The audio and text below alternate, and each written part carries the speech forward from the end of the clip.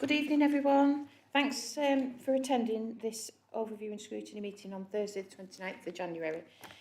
It's very cold and windy outside.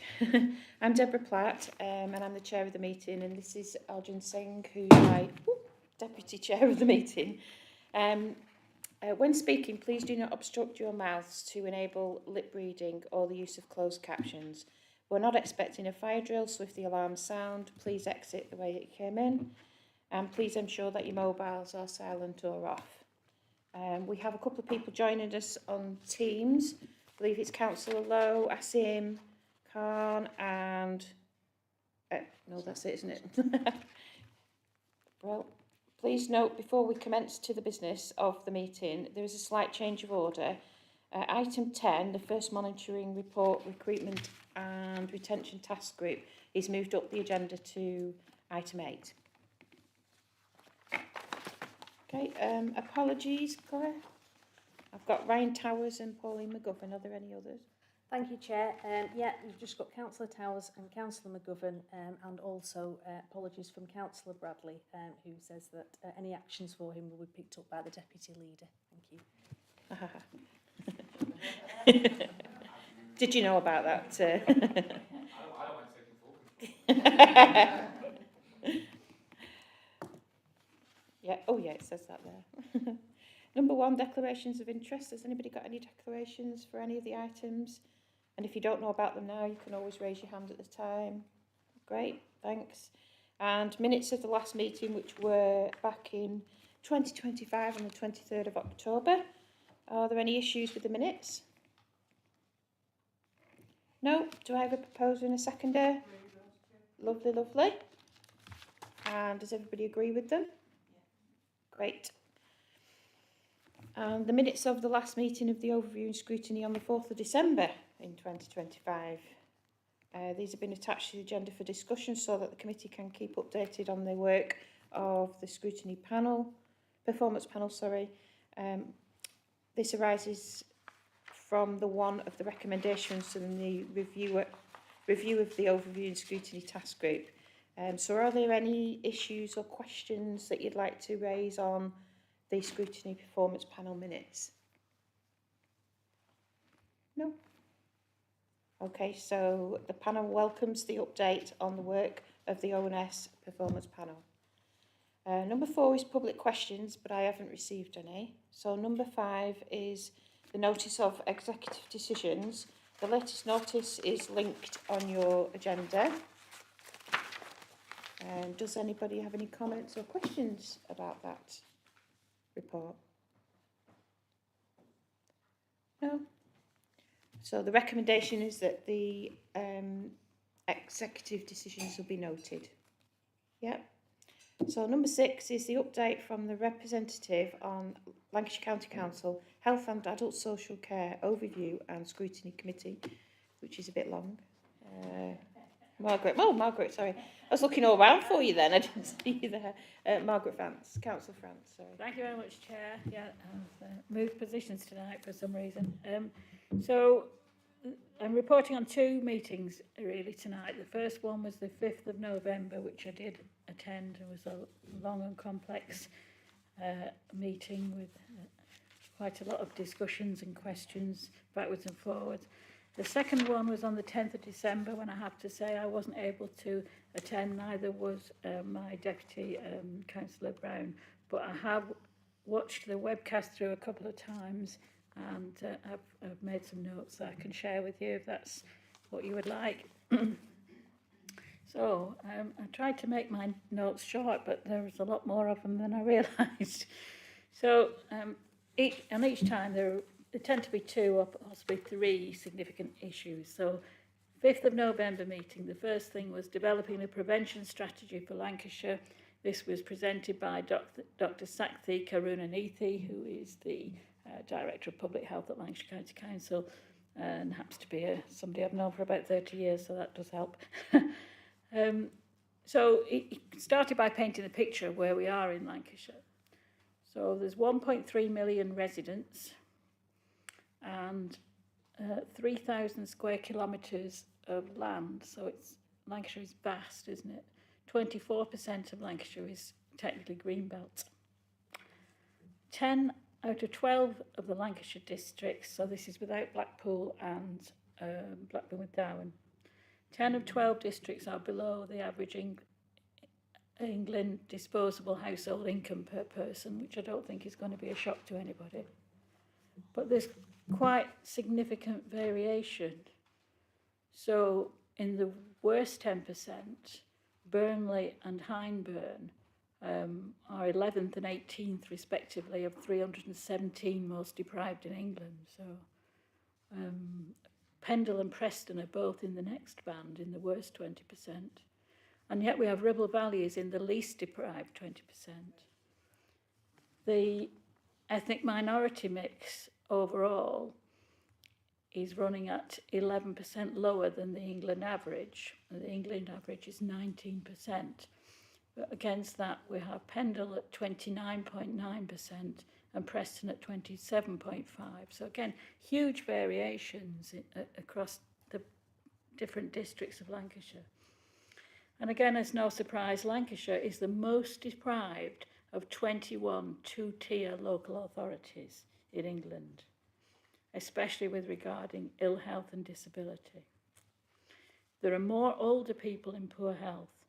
There are more people with learning disabilities in poor health, more people suffering mental illness in poor physical health. So the overall excess is with heart disease, stroke, diabetes and respiratory. So it's the old, you know, it's what there's been all along really, but we don't seem to be making much inroads at chipping away at those figures, especially when it's associated with higher levels of deprivation.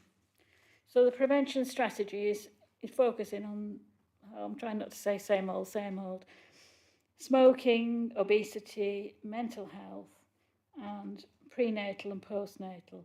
And I was quite keen on what they were saying about postnatal in terms of young infants and their potential for the future in terms of reading and generally their social development.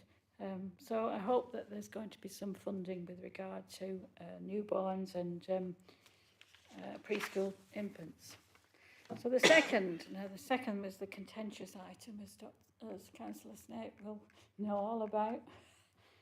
So the provider services redesign, and it's difficult to concentrate this into a small number of bullet points, but I have tried. So this was presented by Helen Coombs, Executive Director for Adult Social Care, who again set the background by saying there are 17,000 people across Lancashire in any given day who are in receipt of care and support. Many more people are self-funding, or their funding comes from friends and family, so they don't appear within those statistics. There's been a 7% increase in the number of older people in Lancashire in recent times. She didn't specify what recent times were. But currently, Lancashire County Council Social Care is providing 88,000 hours of in-home support each week.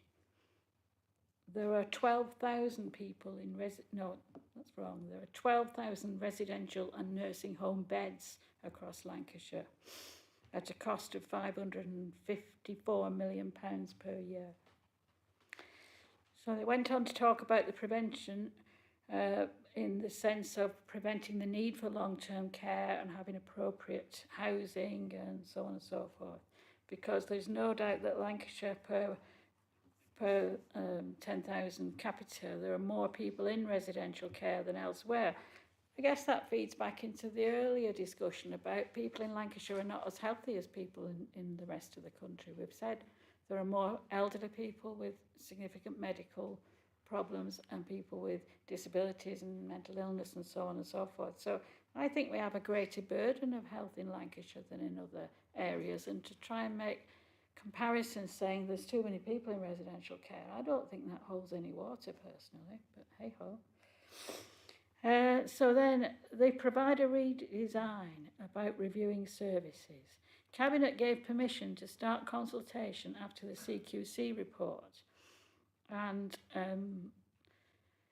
to quote, if decisions were made, we had to have the capacity to support it, which I understand as being looking at the provision of alternatives should people have to be moved out of the care homes they were considering.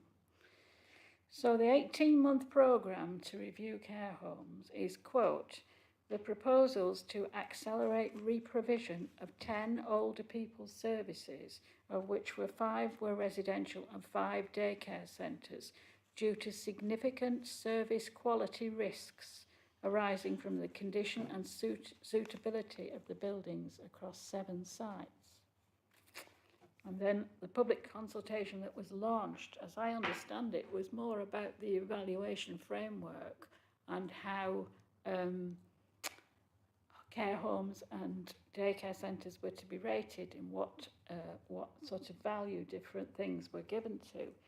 And their evaluation framework, to my mind, was a bit perhaps skewed towards the physical aspects of the building rather than the standard of care that was provided. So, for instance, 18.5% of the scoring was on the building condition and 20% of it on the availability of care beds within the market for each district. And 15% on the capital requirements based on the surveys of the building. So those 10 sites that they were particularly turning the focus on were ones that had scored poorly on the last set of examinations. But it has to be said that all of those reports were 5 years old or more. So that was one of the surveys all date from 2021. So there were many, many questions on this report, as you can imagine. And I think time has moved along very quickly, and we've had lots of press releases and stuff about this. But what they were saying back in November was that the question was, will LCC guarantee a repeat survey before any decision was made? And the response was, property services are undertaking new surveys. And the people thought that should be done by an independent body rather than by LCC themselves to give a fair and transparent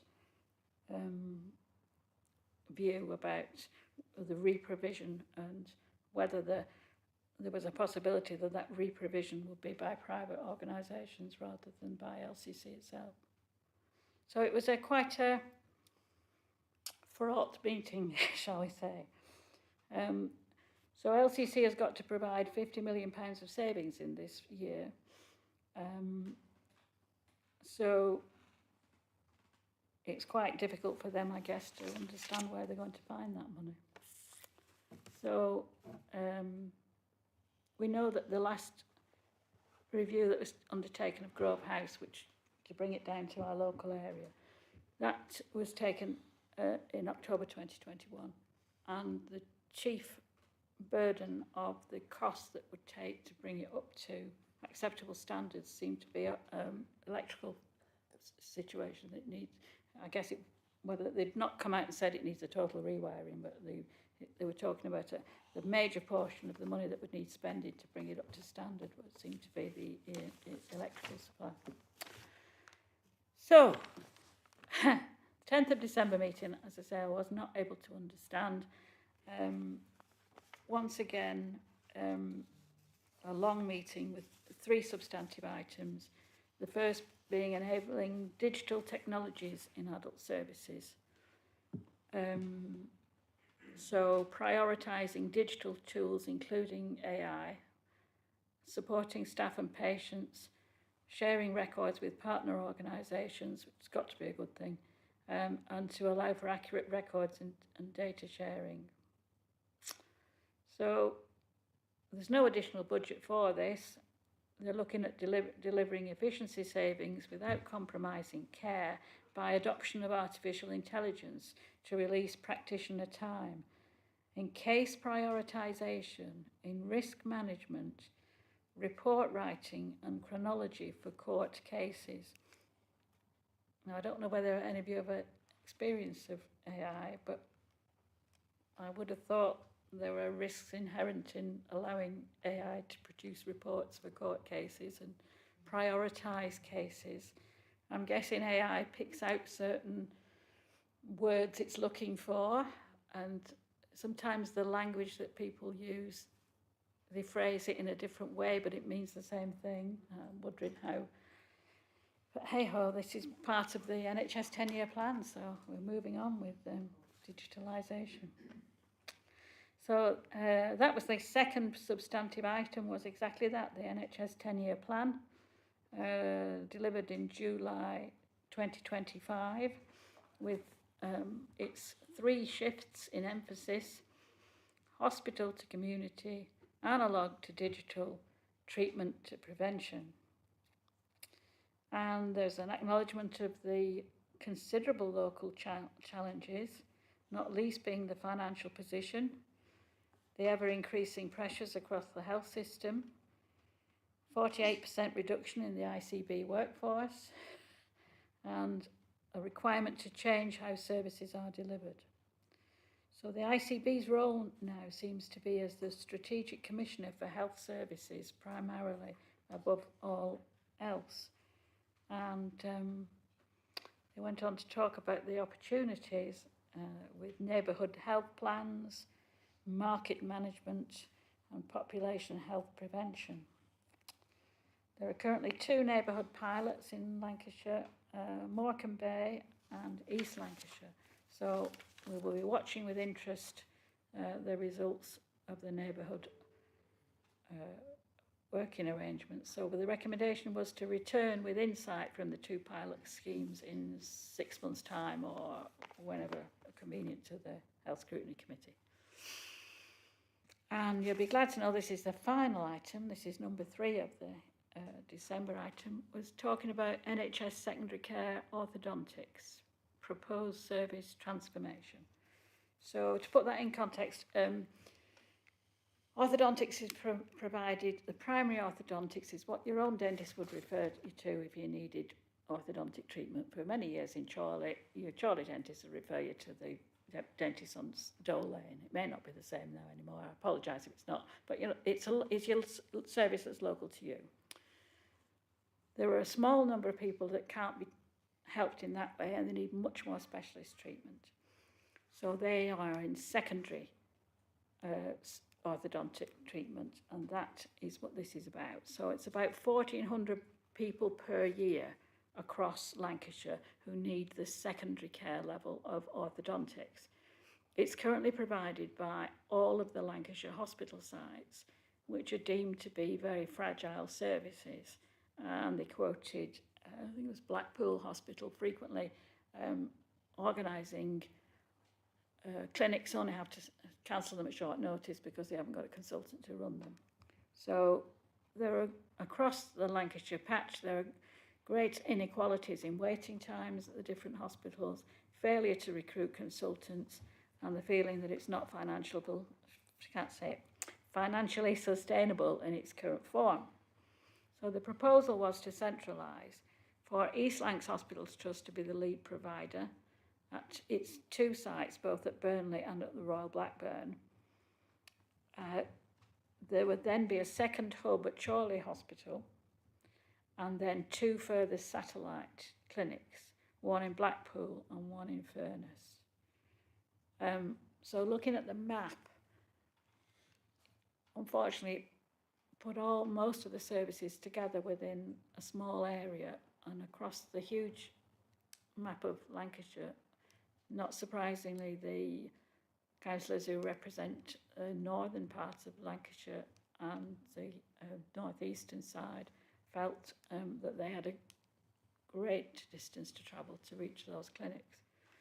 So the vote was taken as whether it was considered to be of substantial variation, and the committee members decreed they considered it to be indeed a substantial variation.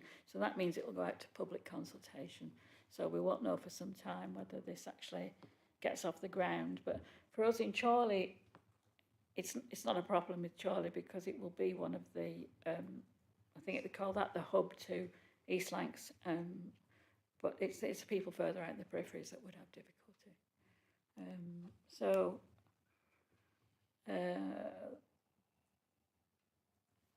the next meeting I'm waiting with bated breath, which will be next week.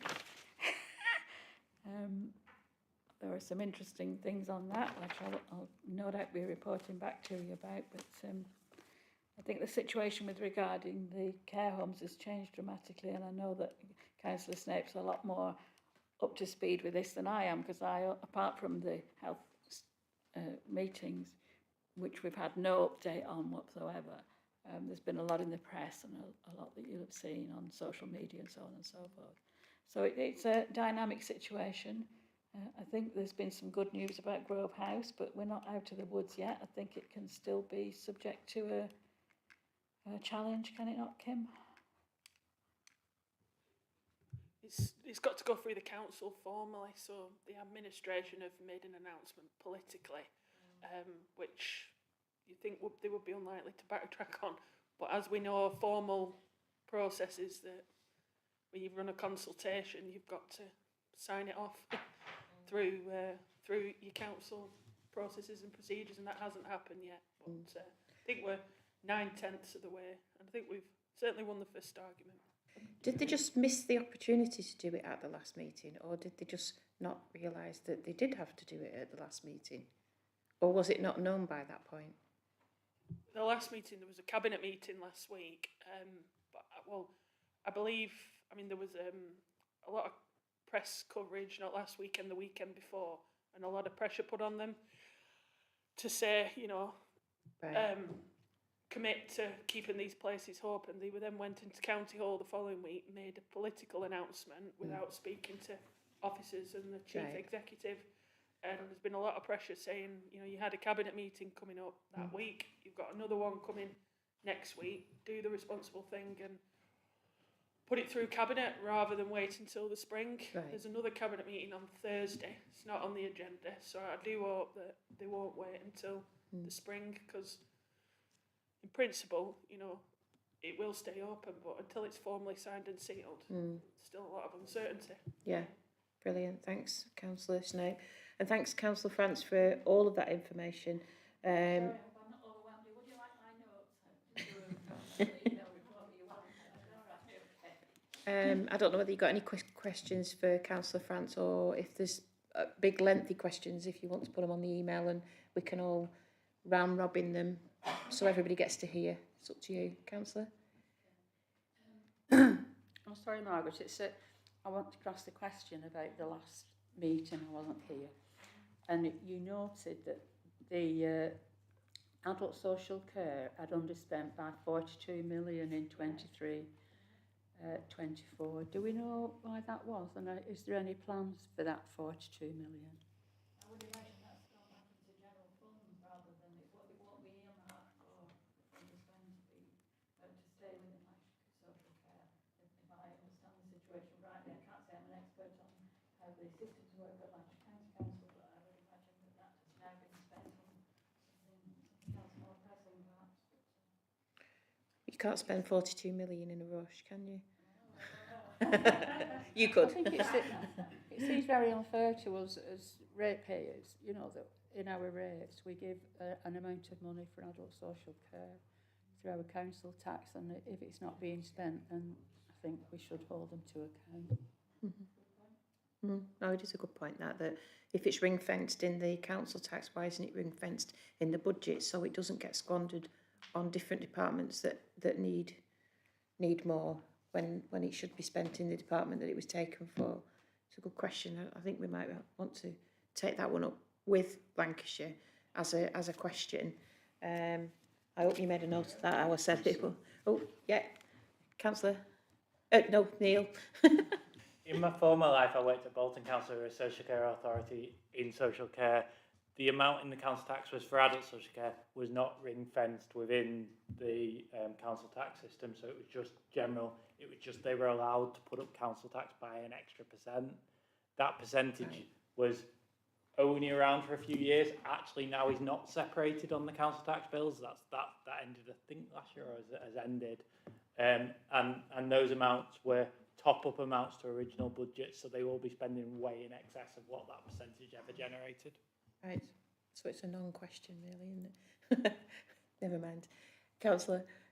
Thanks. Yeah, just a really quick one, Margaret. So a lot of the, so most of the stuff you said there is all responsibility of Lancashire County Council, but we're doing quite a bit above and beyond for ourselves to supplement that. I just wouldn't mind, you know, either through here or just as a written response, just to outline some of the stuff we're doing, just that above and beyond bit. So I just noticed in the one that Peter's going to present later on, is it things like, you know, the Better Care Fund, that does that sort of fit within the sort of stuff we're doing, the social prescribing and that side of things. So I just think, again, I just wouldn't, it'd be interesting for me to have that, because I think, again, it's something, again, where we can bang the drum where we're going above and beyond. And also, that's part of our budget, you know, which we're adding and doing that extra bit for.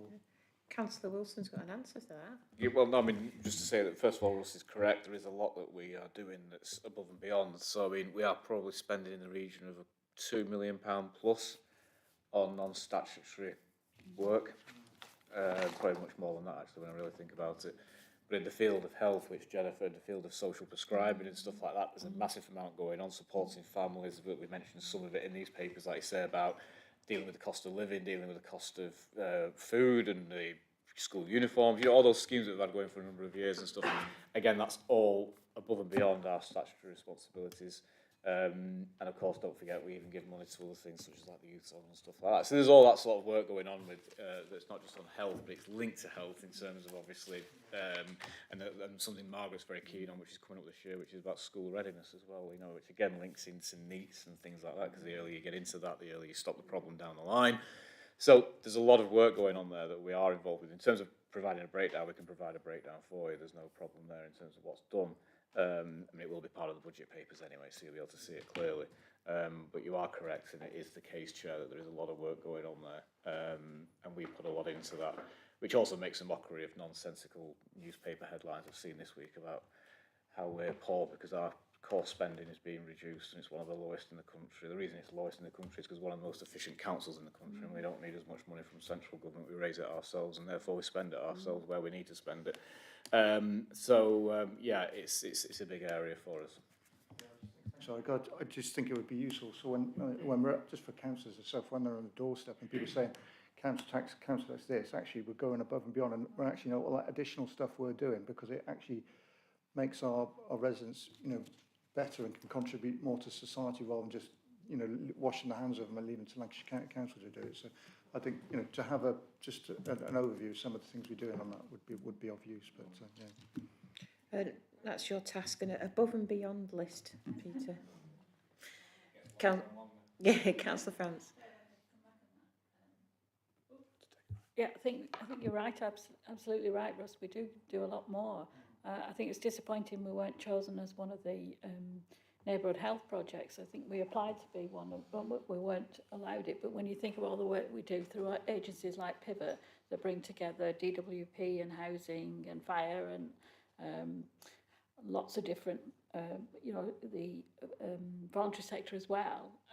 They're fantastic, those, how we deal with individual problems, and the social prescribers have been absolutely brilliant in dealing with some real long-term social problems.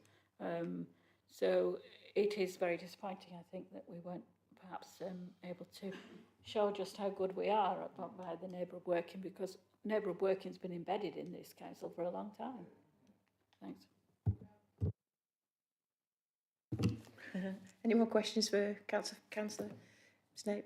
Just a quick point on that health scrutiny meeting in November that you referred to. I think I counted something like 25 times the words transparency were mentioned.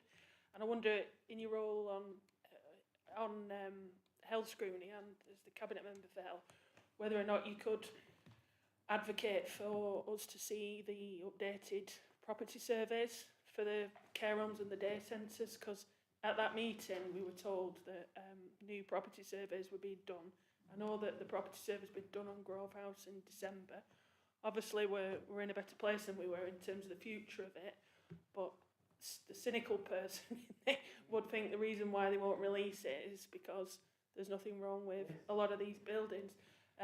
But I do think it's important in terms of trust with people that they promise to release the information that they promised. If you could ask for that, that would be really appreciated. Thank you. I think that's a very good point. But unfortunately, some of the issues about the buildings were not so much the condition they were in as the fact that they don't meet the current day CQC standards. So somebody has come up with a bright idea that moving forward, you know, there are no more than 4 people to share one bathroom, and all new ones to be single rooms with ensuite and a lockable door, and so on and so forth. But, you know, in my days when I was a GP, one of the nicest care homes I ever knew had to close because it didn't come up to the CQC standards of the time. And the reason it was so good was it was a very family-based, intimate. You know, if you had to be in a care home, that's the one you'd have chosen because the staff were absolutely superb. They closed because they didn't meet the requirements in terms of how many bathrooms and how many, you know, goodness knows what. So that's the sad state of affairs we live in. That some of the things can be put right, but sadly some of them they can't because the building's just not designed in the way that CQC are looking for these days. So we can only hope for the best with if it can be brought up, as I say, the electrical system and the building maintenance itself. But it's not. I wonder how many more regulations are going to say you must have so many, you know, so many fire exits, so many bathrooms, so many, you know, the disabled doors and all of this. It's a huge amount of task for many care homes are 1960s or older that are just not built to those standards. So the point is, like, they judged the state of a building off a condition report in 2021. Yeah. Now there was a figure quoted of £6 million that the previous administration have invested in these homes and day centres, and I know a lot of that work has already been done. So, so you can't say a building's in X state, it needs X, Y, Z doing, and then, you know, it just, it's wrong. It's insulting to people that work in them. I'm going on about it now, but I do think that as a committee or as scrutiny member, if you could ask for that from Chorley Council to request it, it'd be helpful. Thanks. I will ask if I'm allowed to ask a question. And if we can note it in the minutes, and if it comes back that you're not, maybe scrutiny can ask.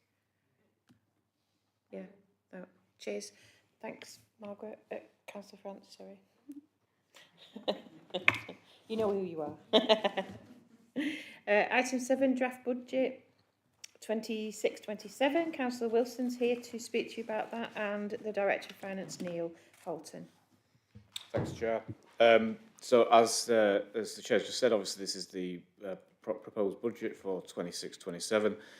Following Cabinet last week, we have started the consultation, which it refers to in the report. So to give the outline of what we are proposing, we are looking obviously at a balanced budget position for this year, as we are legally obliged to do, and with a deficit of 730,000 for the following financial year, 27-28. Now, just to put that in some context, members will recall previously that we had quite a significant budget gap predicted from last year's budget for this year and the following year. That has been met. That was, I think, at the prediction of last year, about £1.5 million. So that has now been met, primarily through work that's been done internally, and this applies to all departments. So it's not just obviously driven by Neil and his team, but it's actually each director and each service head looking at how they can improve efficiency. And as it says in the report there, we're on target by April to have reached or been able to sort of see that we can save £1.2 million, which is a significant improvement in our performance in terms of efficiency. So we've got to sort of pat everyone on the back, as it were, for making those contributions. But as I say, that still provides a challenge. It provides the challenge for the future of another £730,000 to save, but I'm sure we will achieve that. But what the budget presents there is a balanced position, but with a significant investment programme, and that's obviously important to this council because it's invested in areas that we have identified in our corporate strategy as priorities for this council. And the bigger schemes that make up that sort of £58 million capital programme includes things such as the work at the town centre. So obviously we're going to be redeveloping across the road at the Civic Square. It includes work at Woodlands. It includes a significant £5 million decarbonisation programme for our own buildings and our council buildings. It involves significant investment, again, £3 to £4 million, with the leisure centres, again, with some decarbonisation work being part of that, but also improvements to the actual leisure centres themselves. And it includes work for, as we said, school readiness. So we've got measures in there on that. We've got measures for housing, supporting families in housing. We see the new units coming at Gillibrand Street.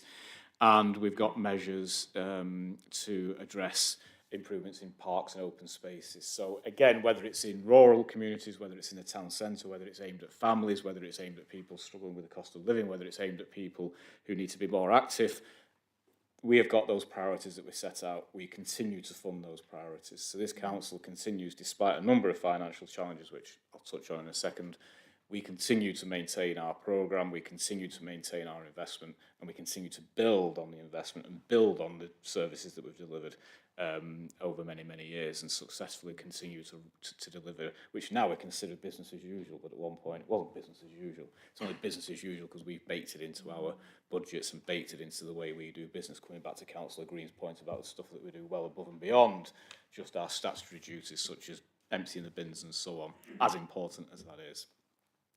So I mentioned some of the challenges. There are significant changes this year in the budget and the way that we've had to deal with the changes in government grants. So a number of the individual grants have been taken away and arguably simplified. We've had significant change in our business rates. Retentions to the business rate pooling that we've done across Lancashire will no longer continue. We have had a multi-year settlement, although that's never finalised until the much nearer each individual budget time. We do have an overall impression of what the position will be in the next 2 to 3 years, which is obviously helpful. Inflationary pressures are still existing. Obviously, inflation is running at about 3.8%. So that still puts some pressure on the council, but then the flip of that is that we've had benefits such as a reduction in the contribution to the pension fund and so on and so forth. So there is, as always, challenges. There is, as always, the unpredictable, and that takes us to the position in relation to our balances, and that's why we've got the general reserve balance at £4.3 million. That equates to about a quarter of our overall spend, so it's a quite significant sum, but it's there for a purpose, which is to prepare for the future. And the other big question we've got in the future, of course, is local government reorganisation. So we've got to be ready for that challenge, and there will be an expense involved to that, as well as the practical details to overcome. And then, as you can see on the report, in the earmark reserves, there's sort of just under £7 million in earmark reserves, which again, some of that's to deal with our assets, some of that's to deal with change in structure, some of that's to deal with change in personnel. And again, I think that is slightly healthier than where we were, but I think it's at a reasonable level. So I'd argue that the balances still remain prudent, if we can still use that phrase, and gives us the protection that we need. At the same time, we've still got a package of measures which invest into the community. So for that, what we have consulted on, and I emphasise the word consulted on, is that we're going to propose to increase our council tax by 2.99%. As it says in the report, that still leaves Chorley and Chorley residents with the second lowest council tax in Lancashire. And I think for the services that we provide, for the support that we go above and beyond in terms of what we are here for, and the fact that we provide great value for money in terms of the way we save money ourselves and become more efficient, and only ask residents for what is an important but relatively minimal contribution, I think this council still offers good value for money, and therefore I'm very pleased with what we're proposing and what we're consulting on. At that point, Chair, I think that's a broad enough overview, but happy to discuss anything in more detail. Thank you, Councillor Wilson. Have we got any questions on all that information? Lots of it. Councillor Brown. Sorry. Thank you. Thank you, Councillor Wilson, for that update. I think the budget looks really great overall, so well done to everyone involved in pulling that together. I've got a few questions, though. Really, the first one's about the council tax increase, and yes, it's the second lowest, etc., but it's still an increase for those that are paying it. So could we just sort of talk to the committee about what support we do give to residents who may struggle with a further increase given the cost of living issues that we've Yeah, got no, now. absolutely, and it's important to remember that. And I say minimal increase, and what I mean by that is a Band E property, it's like 12p a week for what we're taking. I think it's always important. In fact, it takes me back to something else I read recently. You know, our take is 11% of everyone's council tax bill. So when we talk about what we provide and value for money, it's from a tiny fraction of what you pay in your council tax and what anyone pays. However, what I accept, Councillor Brown, is you are right. Many people still struggle with their council tax bills. Many people still struggle, full stop. And probably one of the first things you do is not pay your council tax when you are struggling. So perhaps we get an early sight of that. And that's one of the reasons why 18 months ago now, 2 years ago, we did sort of look at this change in approach to people who are struggling with the council tax. So rather than just getting your red reminders, you actually now get a sort of more, do you need help approach. I mean, there still is the need for the carrot and the stick. You know, so you still need the red reminder as well, because there are people who just, unfortunately, will always dodge any system that exists. But now it's about how do we actually, if you've got a problem, it's much better for us to speak to you. It's much better for them to go to social prescribers and talk about everything that's going on in their life and get them out of that problem. We're more likely as a council to get their council tax paid again in the future if their life, we helped them and they improve their opportunities and their lives improve and they get some money and pay their council tax rather than just constantly banging on the door of someone who's no money. So it has actually been a bit of a step change in the way we do business, but there are within that scheme, and I apologise for not remembering them all on the top of my head, but within that principle there are a number of schemes of helping people with their council tax. There's schemes where we freeze everything for about 60 days and sort of say, look, you don't have to pay anything for a while, you know, until we actually start talking to you and getting to understand problems and so on. So there is a number of measures where we help, and we still always offer payment plans, and it's infinitely better for anyone, and if anyone is listening, who's struggling with the council tax, always tell us sooner rather than later. Because it's very, very easy to sit down with someone and say, well, what can you afford, over what period, and how can we manage this problem, rather than you just building up bills, and suddenly you're getting a demand for, I don't know, £4,000 or £5,000 when you haven't got £4 or £5. So it's better both sides. So we do have a number of measures in place. We do have a pragmatic and proactive view to helping people who are in difficulty. And when we look at our council tax rate collections, we see this year, and it's not in this report, but in the last quarterly report that I remember, we've actually improved on the year before. So it's not to the detriment of the council taxpayer overall. Thank you, that's really good. It's really good to hear it, but it's really good to be conscious of it as well, that people may struggle, but the surrounding support sounds really great for those. I do have a couple more just about numbers. I'm going to test you now. So I'm interested in the waste management stuff. So we're removing the contingency. I get what that is. We haven't needed it, so that's 150k. But then there's this. Actually, I have to put my glasses on. Waste extended producer responsibility reduction of 491,000. Is there an offset cost somewhere, or I just wondered what that was? Sorry, just mouthful of water. I'm going to let Neil answer that actually, because he knows far more about this than I do. So go on. So this was a new income stream that started last financial year, I think. So it is essentially a charge on the producers of packaging. It was aimed at firms like Amazon, essentially. So it was a levy imposed upon them by government, by PAC UK, which was the body created to collect this income. So as a result, that money was passed on to us as a local authority. So we received around 1.1 million last year, and actually they've revised that and said it's more likely you will get a further increase of that. There are requirements that we have to meet alongside receiving that money, but most of those requirements we met with the waste service that we already deliver. So there wasn't significantly increased costs as a result of getting that money. Asim's online that could discuss. There are some commitments we absolutely have to make to do that, but a lot of those commitments we were already delivering in our services anyway. So it's income rather than a reduction in cost. Excellent. Oh, that's a great answer.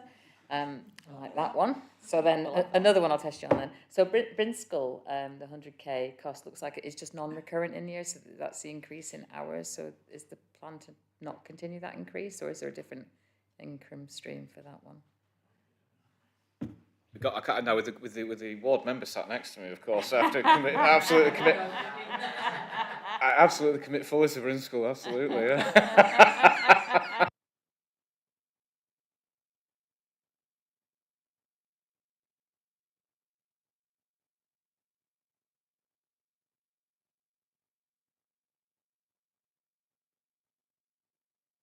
that's as good as it's going to.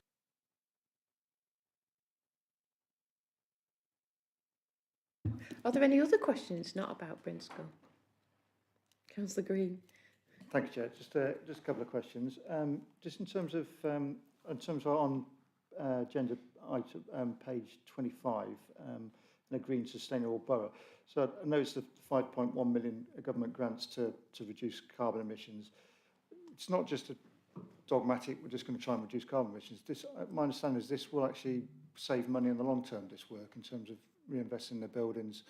And so will effectively, is my understanding, will that sort of effectively pay for itself over time as well?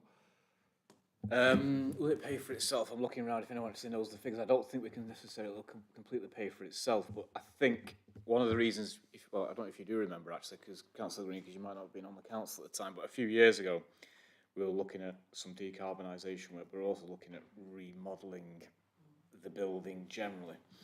And we paused the work for a number of reasons. One is because we hadn't quite decided what the building was being used for, how much we needed Union Street, etc., etc.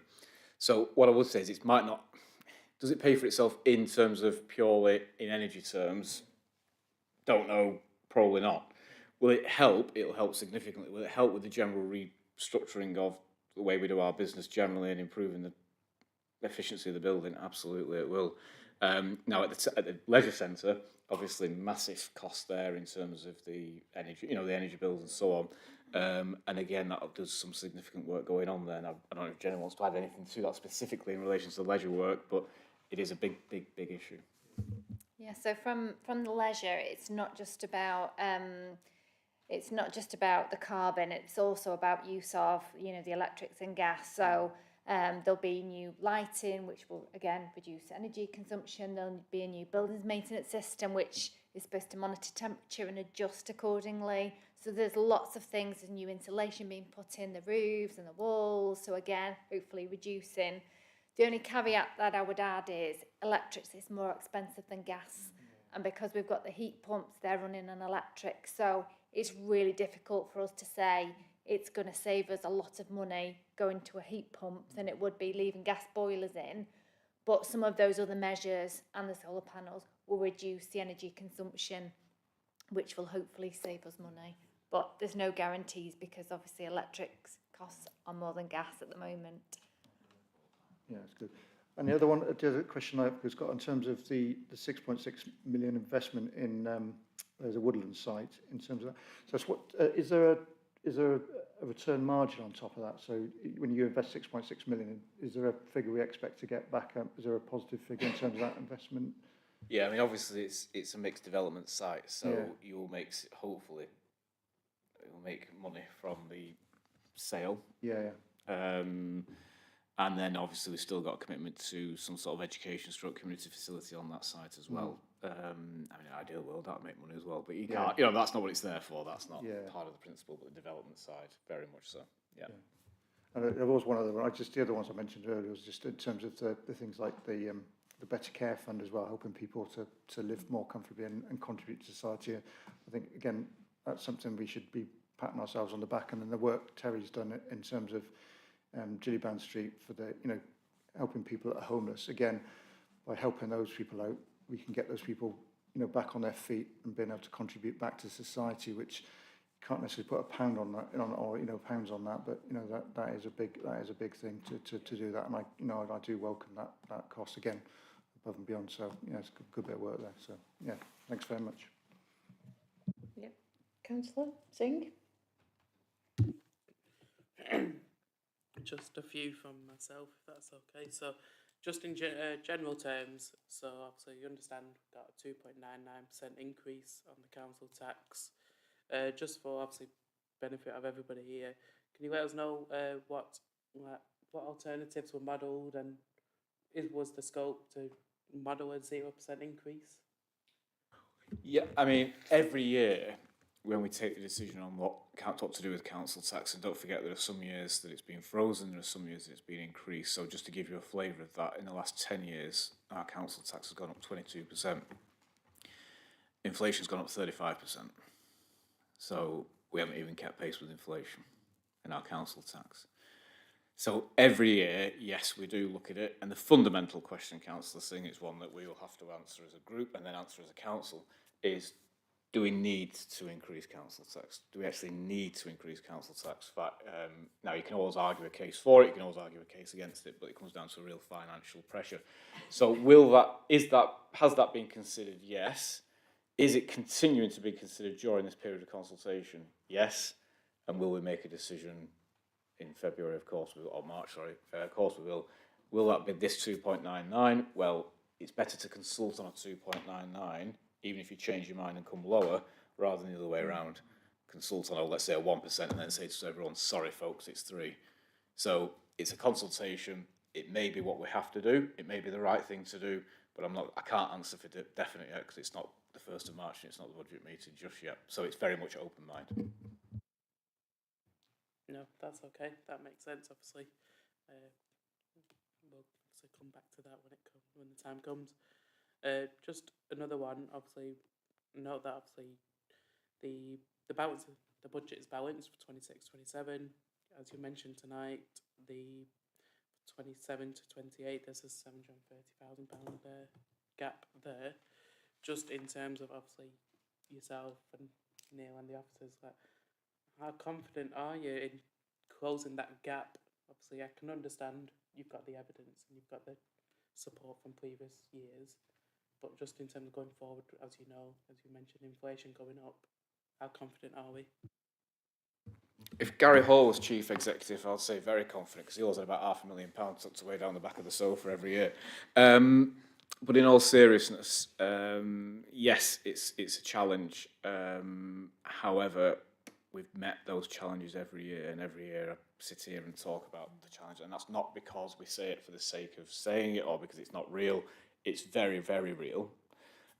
We have met bigger deficits, so I remember presenting, but even last year's budget, I think the deficit for the following year was greater than this one. So is it achievable based on, I think you referenced in your question, historic precedents? Absolutely, of course it is. Does it take a lot of hard work? Absolutely it does. So, it's never ever to be underplayed what that means and how hard that can be. At the same time, each year we can identify areas where we can improve efficiency, we can identify new ways of working, perhaps like we've done with shared services. Obviously, we've got a whole new dimension with local government reform coming around the corner. So, again, I'll be careful. Am I confident we'll meet it? Yes. In one word, yes. But that doesn't underestimate the sense and scale of the challenge. Thanks for that, Peter. So I'll quote you there when it comes, but I'm sure. Just a question, obviously, just picked up from tonight's meeting. We spoke about council tax and low income, and obviously going through them financial struggles, which we all understand is quite important.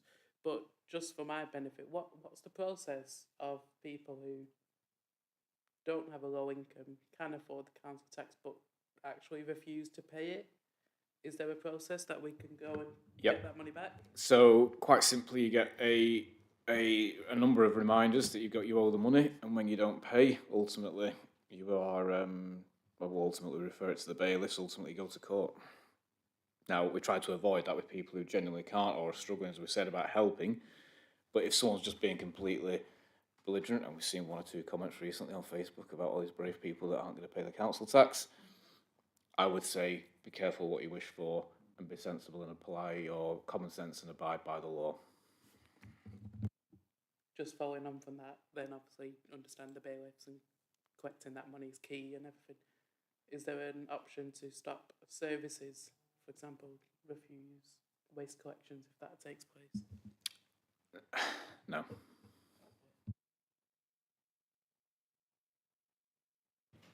Very up-to-date, correct question there. Lovely. Councillor Hayden. Something's just come to my mind. I've seen somewhere, not in this paper, about government grants being redirected for deprivation purposes. So, how many of the grants, is it everything that comes in? I just because we were talking about 5.1 million grant funding to reduce carbon emissions, is that still going to be used for that? So where the government have changed their emphasis is in what's called, it does reference it in the fair funding review. So the fair funding review fundamentally was about identifying those areas of deprivation where more support is required. Now, as we said in the past, there have been individual grants at individual times for different reasons, some of which we benefited from, some of which we haven't. And what they've tried to do is roll that more together, so that councils, the logic will be you have more certainty and so on. So overall, I suppose we didn't benefit from that process because overall Chorley isn't an area of greater deprivation, as we know. It's not as bad as many inner city areas and so on. However, is that the fair way of doing it and perhaps the right way of doing it? It probably is, actually, from a governmental point of view. So I'm not going to be too critical of them, although we always argue about tweaks in the system, and you can always argue that if you think you're more done down by a certain formula, obviously you've got to go and argue your case.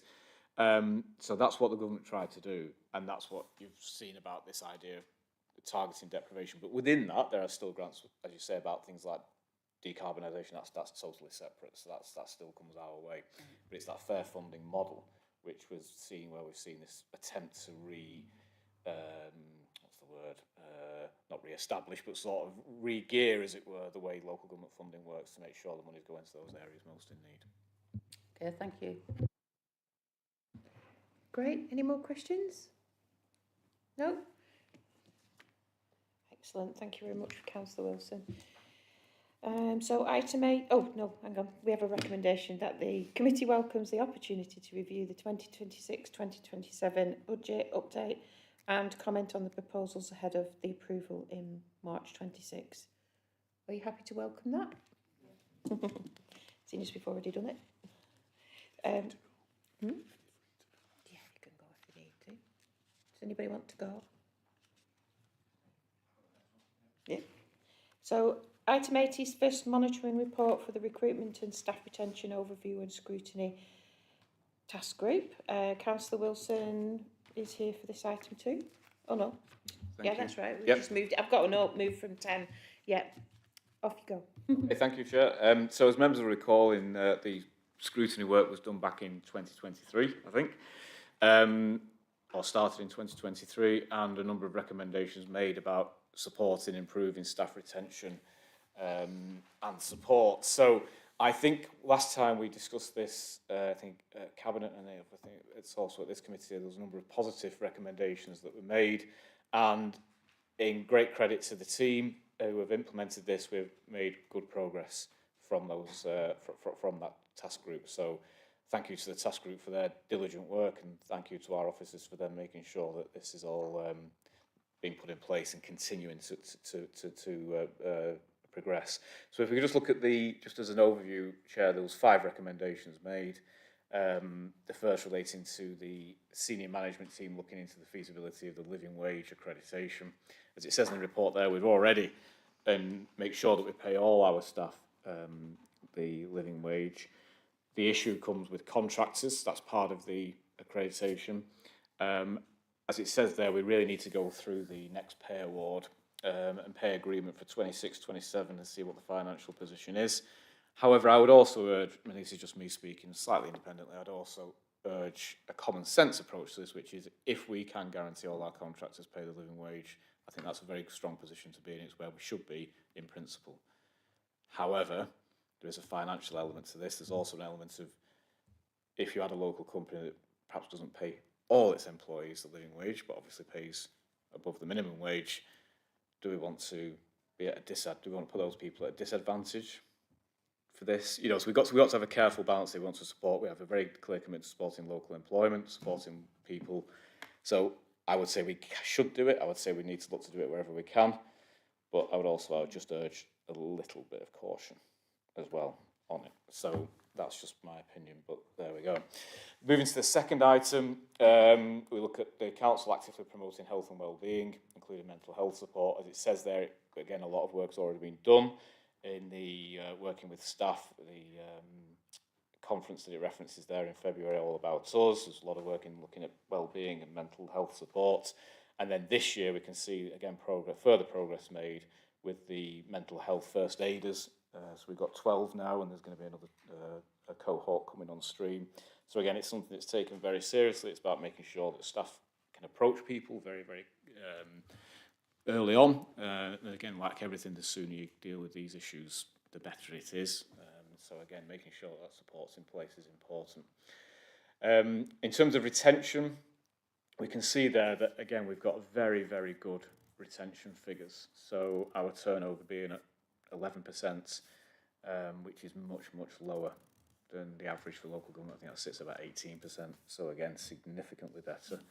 And I think that is a very, very good measure of how staff feel about the place they work. And is the job fulfilling? Sure, the jobs are very challenging, but at the same time, is it fulfilling and do you get the support and help you need? And I think the retention figure and the turnover figure rather is significant there. In terms of the fourth item, the member learning session, again on an annual basis, well, that is happening. So we've got the next one arranged for May 26. So that will be coming along. And then the performance reporting data on recruitment, again, that is being reported. So that is being done. I think that covers most of the recommendations, Chair, but again, happy to discuss anything in more detail, or I'm sure anything technical Holly will answer. Okay, thanks, Councillor Wilson. Does anybody have any queries about that? Councillor Beach? Thanks for that, Pete. I'd like to commend Holly. I was on the task group that looked at this, and I don't think we gave you too hard a time on there, but I'd like to thank Holly and her team for the work that they helped in forming this. Just one question in relation to the recommendation where it says turnover is 11.1. Do we as an organisation do exit interviews to find out if there's a trend, and if there is, what is it? Yeah, so we complete exit questionnaires with all of our employees, and we provide an option for them to also undertake an exit interview, and those exit interviews are then analysed to see what the core reasons are for people exiting. And if there's anything of concern, we'll then pick it up at a service level to make sure that we can deal with it. Yeah. So I take it then we've not highlighted any trends or anything, is it just general people moving on? Okay, thank you. Okay. Does anybody have any more query? Different? Yeah, Councillor Brown? Thank you. Just in terms of the living wage, I take your point on the contracts. However, I also would like to tie that in with Councillor Francis' update on population and wages and the impact on health, etc. So I do think there's maybe a fundamental issue there, but understanding the cost is the first stage with that. I just want to clarify, because it's not separated out, is Chorley Leisure Limited, are we definitely paying living wage for those members of staff within that? Okay, thank you. Just wanted to check that. Not the council, but I mean, you're absolutely right about living. I mean, you know, if I had a choice, yeah, living wage through and through. That the only point I'm making really is in terms of our procurement, you know, to sort of penalise perhaps someone for not, could be to their detriment, not of just that company, but there could be that they have a few jobs at the lower level in the living wage, but they could have great employment and growth and opportunities, and the people within that company can suddenly be earning lots of money, and we're seriously saying we're not going to engage with you on that level. I don't think that'd be sensible. So all I'm saying is we just need to think about the wider context, but you are right, part of the wider context is upping everyone's opportunities. So, exactly. So it's a balance, that's all I'm saying. I'm not saying we shouldn't do it, I think we should, but it's just a balance, yeah. But presumably when we're assessing a tender, for example, it would be in there as a criteria, but probably not weighted very high.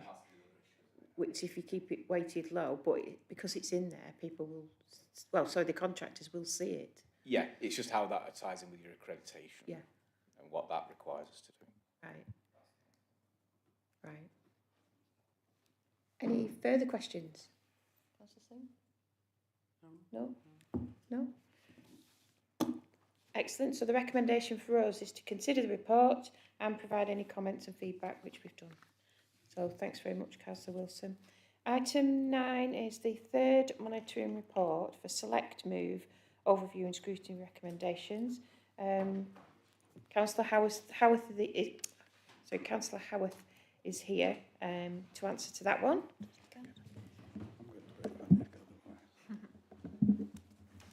Thank you, Chair. In front of you is an update on Select Move. In particular, changes brought about by the task group report. Before I get to the report, I feel I need to refer to the local context in which Select Move operates. In Chorley, we have 52,000 housing units, within which are 7,000 privately rented units. There are around 7,000 social housing rented units of various types. Since 2007, social housing has been administered by housing associations in general. A partnership of 10 housing associations, 3 councils of Chorley, South Ribble and Preston form Select Move. Currently, on the waiting list, we have 1,157 applicants. That was at Monday of this week. Registered applicants for properties who have a significant housing need, number 315. From the existing stock, 250 generally become available each year. And to give you some idea, at the moment, 72 are at the highest level of need, Band A, Band B, 102, Band C, 141, and in the non-housing need situation, there's a further 852. Each year, around 250 units become available. So you can see we do have a housing shortage that has continued over a period of years. Not surprisingly, when we meet with housing associations, we quite forcibly inquire about, can we have more investment? Over the past few years, that investment has not been forthcoming. Reasons, cutbacks in government expenditure are usually given, even from the housing associations. We know that investment has gone elsewhere, but because they are independent bodies, we can't actually reverse that trend. However, in the last year or so, in the last months, we've noticed that there has been a little bit of an upward trend. Affordable housing being built, or to be built, the end of Lowerberg Way, and there will be some in Charnock Richard, as quite a number of people realise. Going to the report, the 18 recommendations. Following each recommendation in the report before you is detail of work done. As the committee will have read the report, I'm sure, given the length of the report, I'm going to focus on what I remember to be a significant area when the original report was actually about to be completed. A major concern of the task group was covered in what is down as recommendation 5, local connection. Now, local connection has been increased to 2 years from 6 months, or 3 years out of the last 5 years. Proof of local connection is now pursued, such as from council tax bills, utility bills, letters from doctors, medical professionals, service records, proof of current address. There are exceptions to this. Victims of abuse, even if they come from different parts of the country, are given priority. Homeless families get priority. Certain members of the armed forces who are actually moving back into the area do also get priority. Prior to the recent task group, there had been 2 previous task groups, and there had not been acceptance by all partners, so nothing had been done up to this particular task group report. So although the report was actually produced, it became the job of officers to get the housing associations, the other local authorities, to actually accept this. And that was actually done. So I think we owe a vote of thanks to the officers who were actually involved in this. In conclusion, on recommendation 18 concerning council ownership, in the last day or so, there have been announced changes which will be taking place to the housing revenue account. Currently, or as of yesterday, we're limited to being able to purchase 200 properties. That is actually going to increase to 1,000. Still need the money, we still need the resources, but it does give us somewhat greater possibilities of actually increasing council stock, which I hope will be supported in the future. Undoubtedly, with reorganisation, this is going to be a central area. We could be faced with partnerships with another 2, 3, or even more local authorities that have got different housing schemes. That's all going to have to be sorted out. We may even, and it's all probable, go into partnership with an authority that has actually got quite a lot of council houses. So there's going to be quite a lot of work in the future on this one. So the debate on social housing, select move, where the select move continues beyond the next couple of years, this is all going to take place. Thank you. Thank you, Councillor Howarth. Does anybody have any queries or questions? Councillor Beach? Thanks for this, Terry. It's a very comprehensive report, and I agree that the officers that have to implement this, I take my hat off to them. Just one question. What do we do to support families that are digitally excluded? Because I understand a lot of this is all on digital. And I've certainly within my ward, I've got families that struggle to heat and eat, never mind own technology to get this. What's in place to assist those families that are digitally excluded?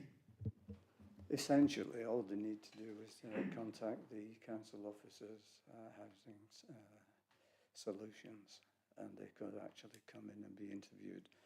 Because there have been problems with the IT resources, as I think everybody knows, quite a lot of work is now done manually to actually plug the gap. I say a lot of work relatively, most of it will still be on the IT system. So we do have provision, and we'll go out of the way where people are needy to make sure they get what we can provide them with. Yeah. Just to add, so the officers can work with the families to put the information and details on the Select Move system. The Select Move system can also be set up to auto bid, so they can put bids on for the people. They don't have to do it themselves. So they put the parameters, what they need, 3-bedroomed, areas that they want, and it can, as soon as the house comes up, it'll bid for them. So there's lots of ways we can help and support families who are excluded and support them through the bidding process. Yeah. So with that in mind, is that commonly known? Because certainly I've got a group of families in my ward that weren't aware that they could automatically bid, because I've got them where they've messaged me saying they've been up till 2-3 o'clock in the morning trying to get in a bid and at the top of the list, and then they've had to go to sleep, and when they've woke up they're at the bottom of the list. So how common is that for us to let people know? I think communications can be enhanced and possibly repeated. Generally speaking, if people need something, they'll ask somebody for advice, and hopefully they will be directed. But I'm sure Jennifer would listen to... Yeah, so Select Move doesn't work it doesn't work the way most people think it does. So it doesn't matter when a bid's been put on. So it could be put on as soon as the property comes on, or it could come on. It's about need. So if people, I mean, auto bidding is helpful for people who can't put bids on themselves. But it's not helpful for people who can do it themselves, because it doesn't matter what time they bid. Everything is scored, and you know, if it's a Band A property, they would have to be in Band A and they'd take priority, and again, geographic connection and other things. So it just depends. If they're excluded, then I would say yes, put auto bid on. But if they can bid for themselves, then they might as well bid for themselves. But if they do want to put it on, we can set it up for them. Yeah, Councillor Green. Just to follow up on Michelle's question, is there a time period for bidding? Is it hours, days, or what's the sort of period for a bid? It depends on the property, but normally a property will only have one round, so it generally be a week. Sometimes it depends on the Section 106 that have been put on, so sometimes it might be 2 weeks, but generally it's a week. If there's not enough bids on them, which is very rare, they may go on again to do another week. But I think generally I've not known a property not to be bid on. So I've never known it to go on a second time in No, that's good. my I time. think it just takes away the time pressure worry. I think that was a good point you made there, Michelle. So yeah, just to reassure residents that, you know, they're not to have to step stupid clock or panic about getting it. So they've got time to get these things done and go through to yourselves as well. They've got plenty of time to do that as well. So yeah, that's good. So Councillor Snape and then Councillor Hayden. I just had 3 questions, if possible. 3? Is that all right? Quick ones. I've written them down. I won't. Recommendation 5, the migration figures. I think it says on the update that that report will be done in March for the cabinet member.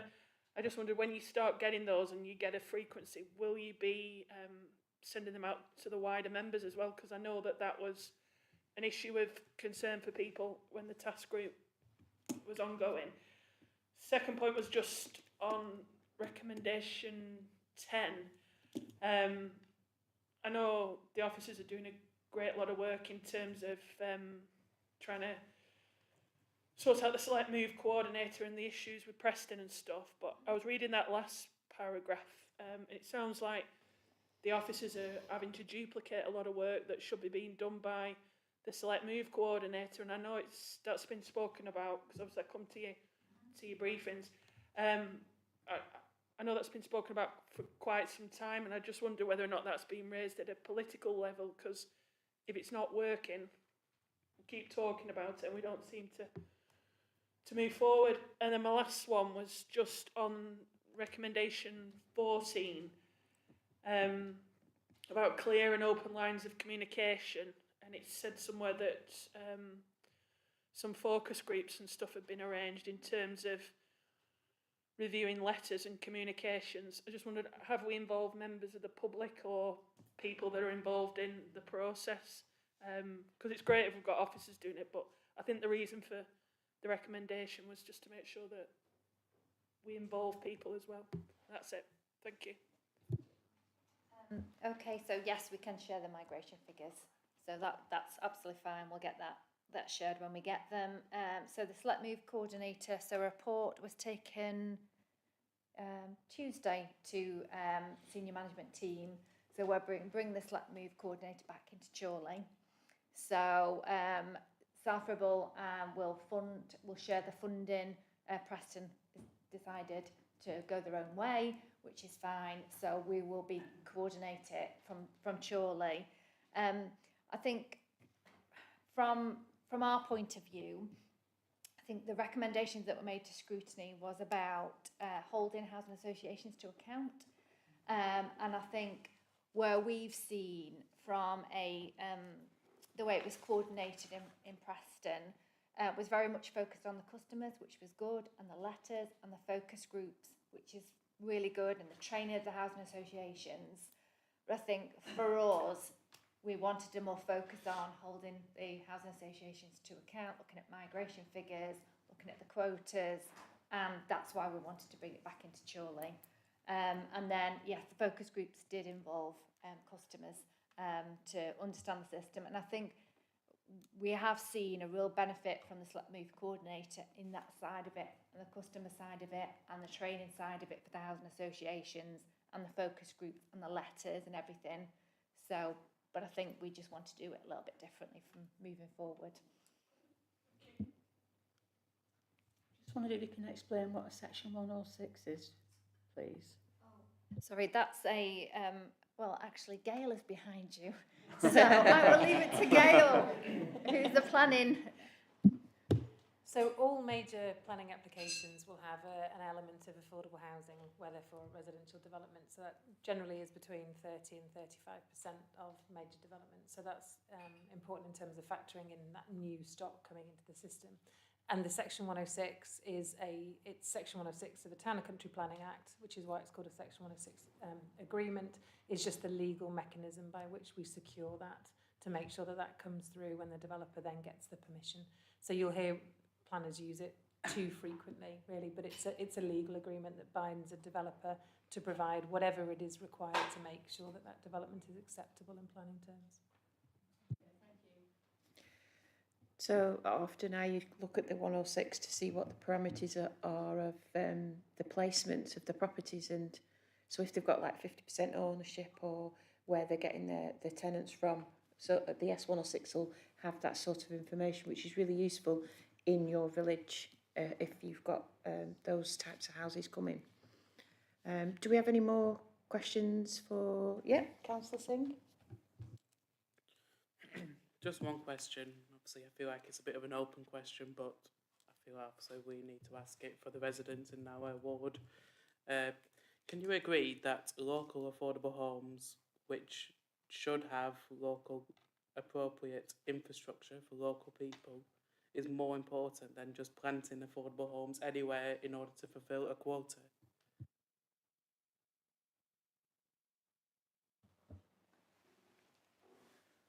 I think there's a duty to actually have an enhanced infrastructure.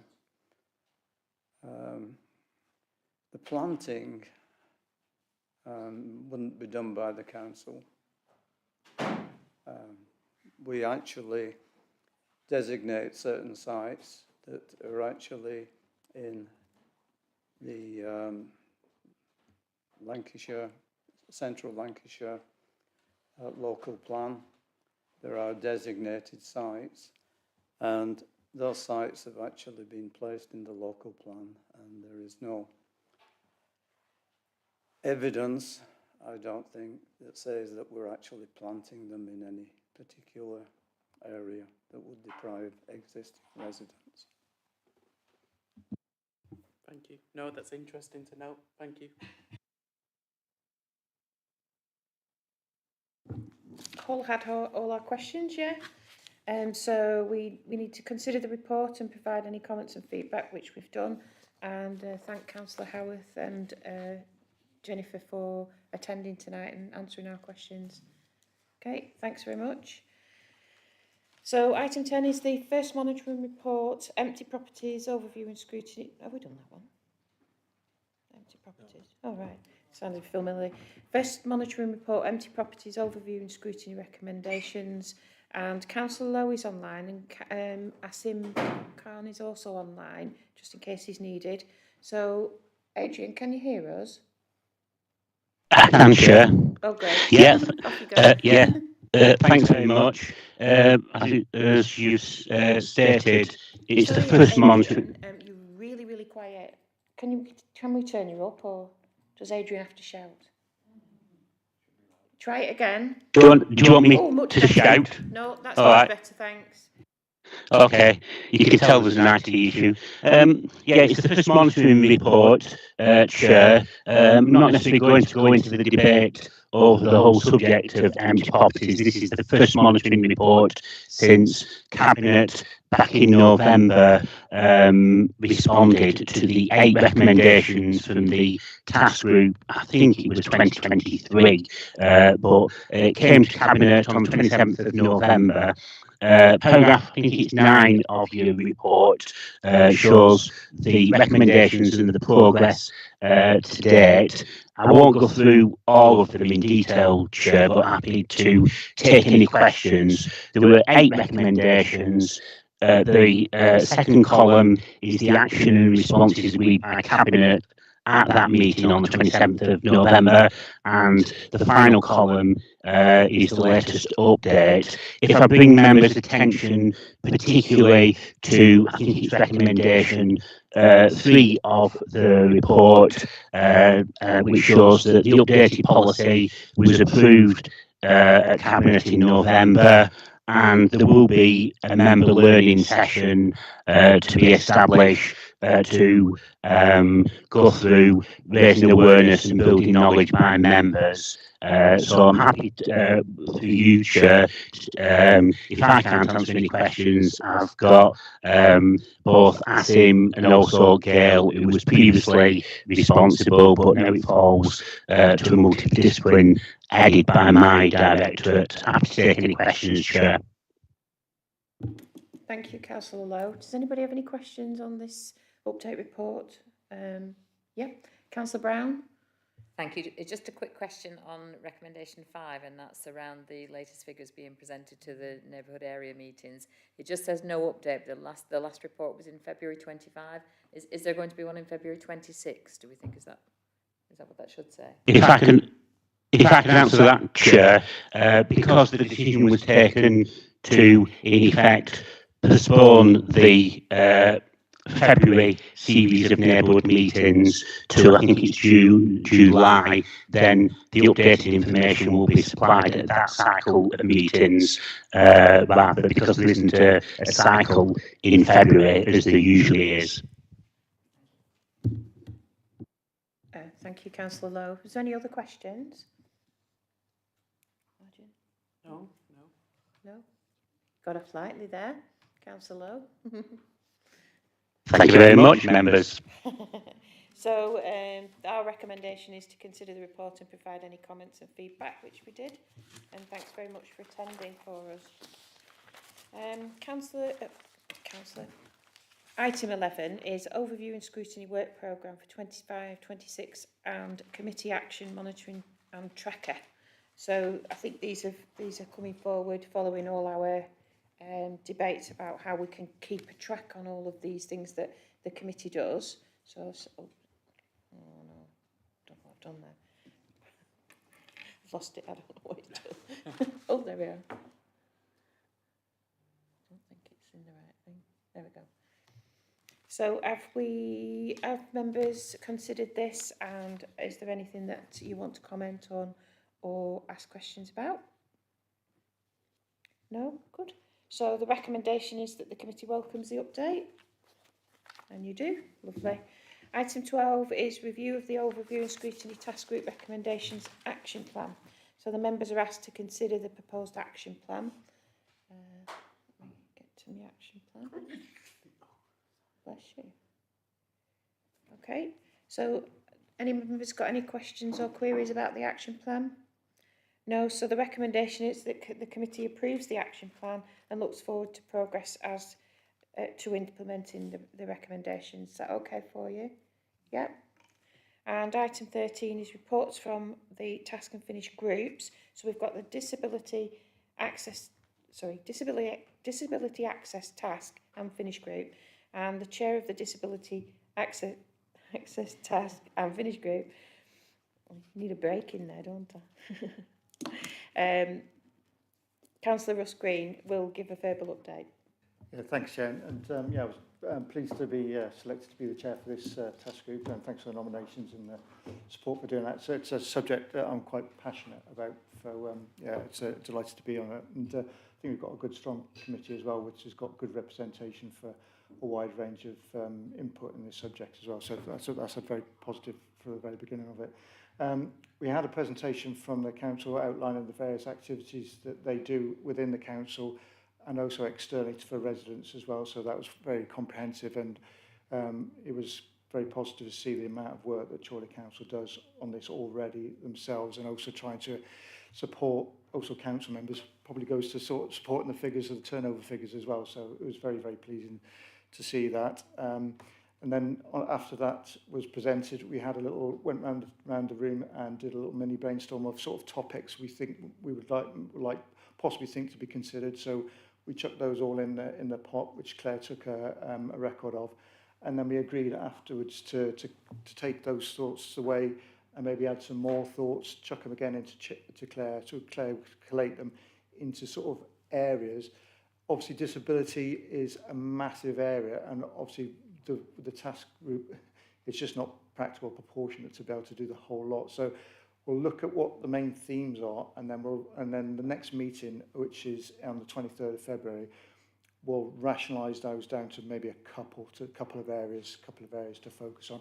There was a theme somewhere about looking at something like neurodiversity, and then also something about physical access to try and improve that sort of around the council. Maybe some stuff, maybe where we can go around and speak to other officers and make sure that they're thinking disability. I think, you know, from my experience, when, you know, my wife is disabled and occasionally uses a wheelchair, and I think having the experience of walking in somebody's shoes, having seeing their lived experience, highlights those sort of things, and it's just maybe trying to get those little nuggets out to just maybe people think about as part of this task force. But yeah, I'm very excited to do it. We also asked from that group, originally the reporting times were looking at around about April, March, and we felt that was too sporty to do it justice. So we proposed back that if we could have a sort of a 6 month sort of period, if we could need any more than that, we'd come back. Just we want to do it justice in terms of given the significance of it. So we were looking rather about a 6 months reporting time to do it. So so we're off and running with that, and yeah, looking forward to getting some positive outcomes from it. So yeah, very, very pleased, and we'll welcome anybody's inputs as well. So we've got a strong committee, but we're open to, you know, if anybody's got any thoughts on that, we're all welcome to take those on board. So yeah. Excellent. Sounds like you've made a good start. That's excellent. Yeah. Brilliant. So there's also the recommendations tracker for previous task and finished groups, which is, I think that's the last page, is it? 72. Yeah, the last page, yeah. So we've got a tracker started there. So obviously those ones that are on there are not complete yet, but at least we can see what we've got on our workload right now. So the recommendation for us is that members are asked to consider and note these updates, the one from Councillor Green and the tracker. Yep, brilliant, excellent. So item 14 is any urgent business previously agreed with me, which I have none. So I close the meeting. Thank you everybody for coming.